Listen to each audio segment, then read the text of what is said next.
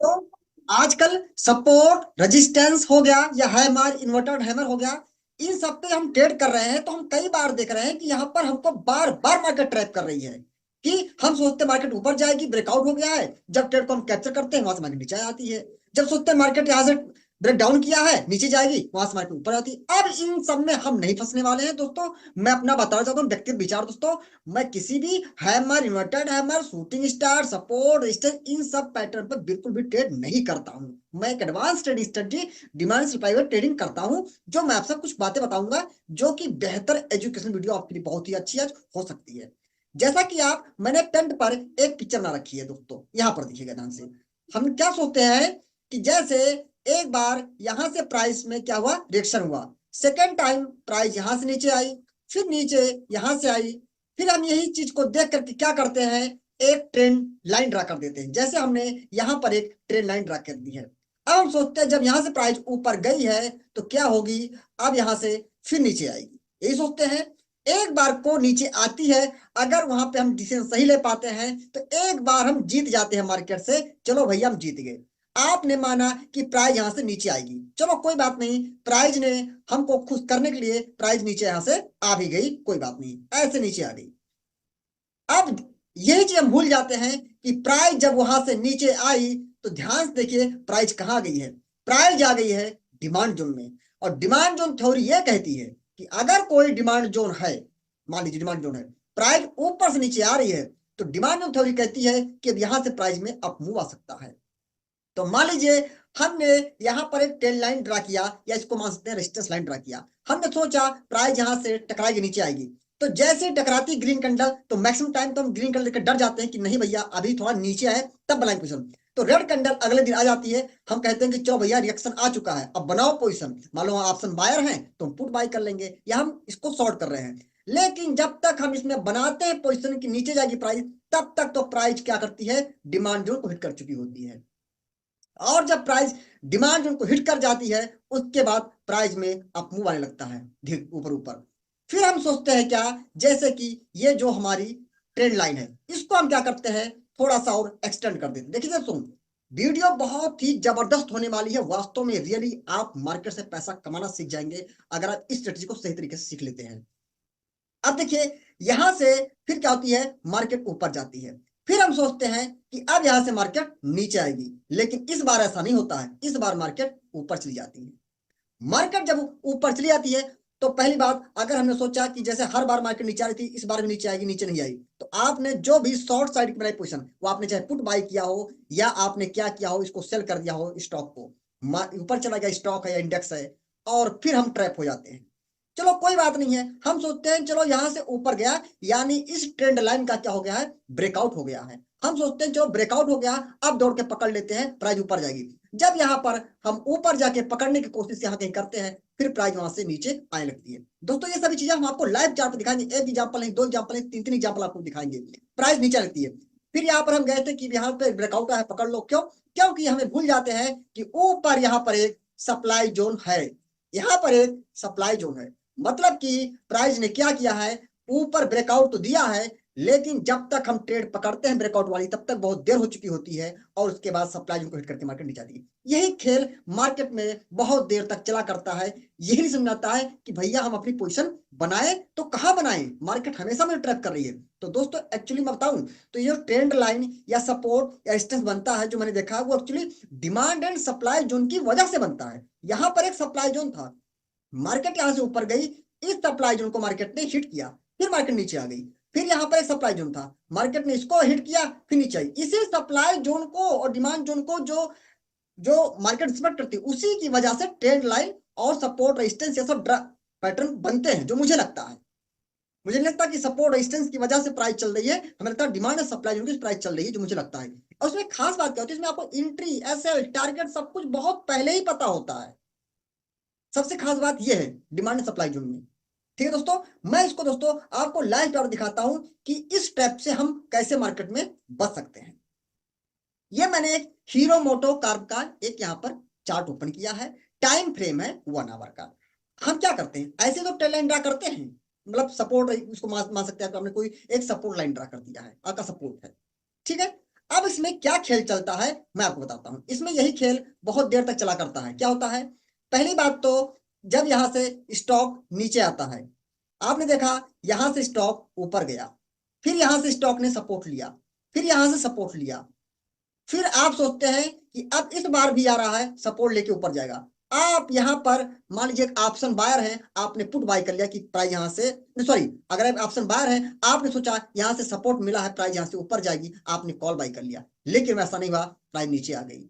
फिर आपने क्या किया, तुरंत उस कॉल वाली पोजीशन को काट दिया। आपने कहा नहीं भैया ये ट्रेंड लाइन टूट चुकी है, ब्रेकडाउन हो चुका है, अब स्टॉक नीचे जाएगा। जब तक आप समझते हैं कि ब्रेकडाउन हो चुका है, तब तक शेयर नीचे जा करके डिमांड जोन में आ चुका होता है और यहां से ऊपर चलाता है। मतलब पहली बात तो इतनी बड़ी रेड कैंडल आएगी, आप जब तक अपनी पोजीशन काटेंगे, समझेंगे कि ब्रेकडाउन हो चुका है, तब तक प्राइस बहुत देर हो चुकी होती है, प्राइस कहीं ना कहीं डिमांड जोन का सपोर्ट ले चुकी होती है। अब आप डिमांड जोन में जब प्राइस जा चुकी है तो वहां से उसके नीचे जाने के चांस बहुत कम हो जाते हैं। तो आप यहां बनाते हैं शॉर्ट साइड की पोजीशन, आप मान लीजिए पुट बाई कर रहे हैं या शॉर्ट कर रहे हैं, तब तक डिमांड जोन का सपोर्ट मिल चुका होता है और प्राइस यहां से ऊपर जाती है। फिर आप कहते हैं ये क्या हुआ, अब जब ब्रेकडाउन हुआ हमने बनाई पोजीशन तो अब सिर ऊपर जा रहा है। ये खेल चलता है। इसकी वजह बताता हूं आपको, लॉजिकली आपको बताता हूं, लॉजिक के साथ में।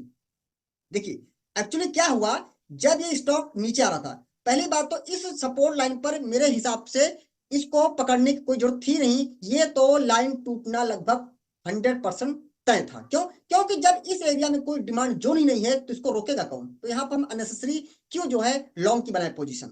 ठीक है, अब ये स्टॉक यहां से ऊपर क्यों चला गया, देखिए मैं बताता हूं आपको। अगर आप तुरंत जाएंगे डेली के टाइम फ्रेम पर, 1 आवर पर, तो आपने देख लिया कि हाँ भैया ये ट्रेंड लाइन ड्रा कर दिया था। ये डेली के टाइम फ्रेम पर भी ट्रेंड लाइन बनी थी, ऐसी बात नहीं है, डेली के टाइम फ्रेम पर भी ट्रेंड लाइन ड्रा हो चुकी थी, बन चुकी थी, आप वहां भी चेक सकते हैं।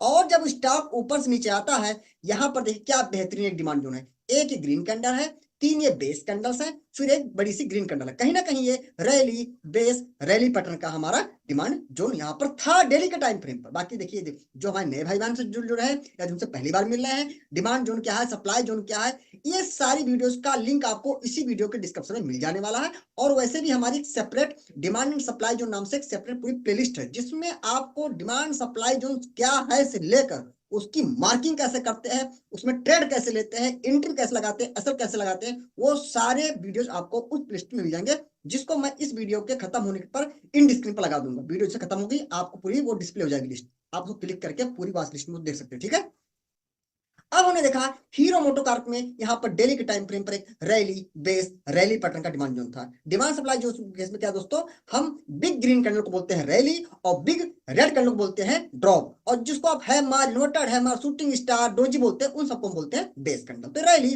बेस रैली का डिमांड जोन हो गया। ठीक है, अब हम जरा इसकी एक बार को मार्किंग कर देते हैं। ये रही प्रोक्सिमल लाइन और ये रही डिजिटल लाइन।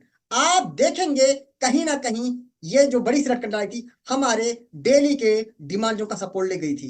अगर आप 1 आवर के टाइम फ्रेम में आप देख लीजिए जहां पर आपने ट्रेंड लाइन ड्रा किया था, तो आप यकीन करिए आप देखेंगे आप क्या पा रहे हैं। ये 1 आवर के टाइम फ्रेम पर जो हमने ट्रेंड लाइन या सपोर्ट लाइन ड्रा किया हुआ था, आपने देखा जब नीचे स्टॉक आया, जब तक हम समझते कि लाओ इसका हम पुट बाय कर लें, ऑप्शन बायर है मान लीजिए, या हम सोच रहे थे कि शॉर्ट कर दें इससे नीचे जाएगा, तब तक बहुत देर हो चुकी थी। तब तक क्या किया, स्टॉक ने यहाँ पर डेली के टाइम फ्रेम का सपोर्ट ले लिया था। और जब डेली के टाइम फ्रेम पर डिमांड जोन का सपोर्ट होगा दोस्तों, तो आप क्या होगा, आप सोच सकते हैं स्टॉक यहां से ऊपर चला गया।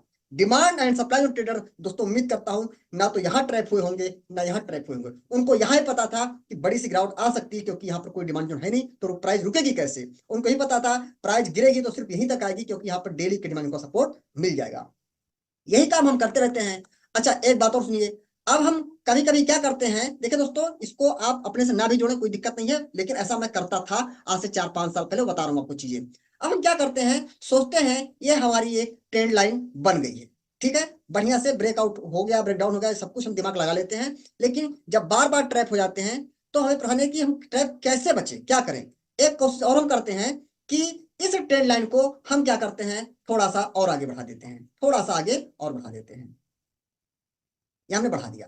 अब हम क्या सोचते हैं कि चलो भैया अब स्टॉक यहां से एक रेजिस्टेंस लाइन का काम करेगा, यहां से स्टॉक एक सपोर्ट टूट गया है तो ये क्या बन जाएगा, रेजिस्टेंस लाइन बन जाएगा। हम ये भी सोचते हैं, ठीक है। अब मान लीजिए यहां पर स्टॉक टकराया, हमने सोचा कि चलो भैया अब स्टॉक यहां से नीचे आएगा क्योंकि अब रेजिस्टेंस का काम करेगा। लेकिन ये क्या होता है, स्टॉक काफी ऊपर तक चला जाता है। और अगर एक ऑप्शन बायर आप है तो इतने से ऊपर जाने में अभी हमको जो दिख रहा है कि बहुत जरा से ऊपर गया है, इतने ही ऊपर जाने में हमारा काफी बड़ा लॉस हो जाता है। उसका लॉजिक ये है कि ये रेजिस्टेंस लाइन का काम नहीं कर रहा है। अगर प्राइस ऊपर जाएगी तो कौन रोकेगा उसको? एक सप्लाई जो रोक सकता है। आप देखेंगे उसी 1 आवर के टाइम फ्रेम पर यहाँ पर बेहतर एक सप्लाई जोन था, तो हमको यहाँ पर ट्रेंड लाइन की कोई जरूरत थी ही नहीं। ये देखिए यहाँ पर एक बेहतर सप्लाई जोन है। कैसे? एक ग्रीन कैंडल है, फिर एक डोजी कैंडल है बीच में छोटी सी, ये हुई बेस कैंडल, फिर एक बिग रेड कैंडल। कहीं ना कहीं ये रैली बेस्ड ड्रॉप का सप्लाई जोन था।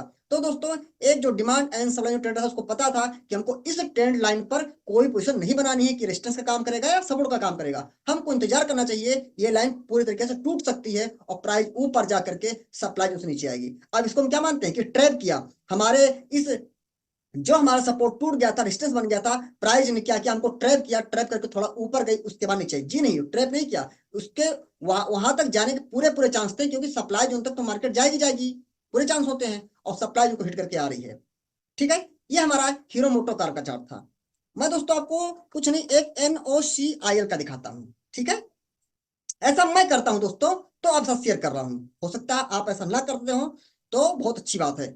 अब देखिए NOCIL में मैंने एक सीधी सी एक ट्रेंड लाइन या कह सकते हैं रेजिस्टेंस लाइन ड्रा कर रखा था। हमने सोचा कि बार बार क्या है ये NOCIL का स्टॉक क्या है, जैसे एक बार यहां से नीचे आया, एक बार यहां से नीचे आया, एक बार यहां से। हमने कहा चलो भैया यहाँ पर एक रेजिस्टेंस लाइन ड्रा कर देते हैं। हमने सोचा अगली बार प्राइस यहाँ जाएगी, फिर मैं क्या करूंगा, क्योंकि ऑप्शन में है नहीं, चलो मैं इसको शॉर्ट कर दूंगा, नीचे जाएगा सेल कर दूंगा, जो कुछ हम। आपने सोचा कि लाओ सेल करूं, तो आप ध्यान देखिएगा आपकी एंट्री यहां मिस हो गई। पहली बात तो आप सेल यहां कर ही नहीं पाए। क्यों? क्योंकि रेजिस्टेंस लाइन जिसको आप मान रहे हैं वो, और जहां से प्राइस नीचे आई है आप ध्यान देखेंगे गैप रह गया है, उसके पहले प्राइस नीचे आ गई। चलो कोई बात नहीं, हमने देखा कि रेड कैंडल आ चुकी है, अब इसका मतलब प्राइस नीचे जाएगी। हो सकता है प्रॉपर एंट्री ना मिली हो। जब तक आप सोचते हैं प्राइस नीचे आएगी, लो इसको मैं सेल कर दूं, तब तक प्राइस ऊपर चली जाती है।